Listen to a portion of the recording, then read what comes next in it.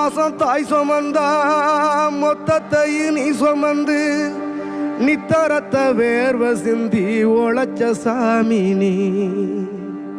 துன்பங்களை நீ சுமந்து இன்பங்களை எனக்கு தந்து நம்பிக்கைய ஊட்டி என்ன வளர்த்த சாமி நீ. நம்பிக்கைய ஊட்டி என்ன வளர்த்த சாமி நீ.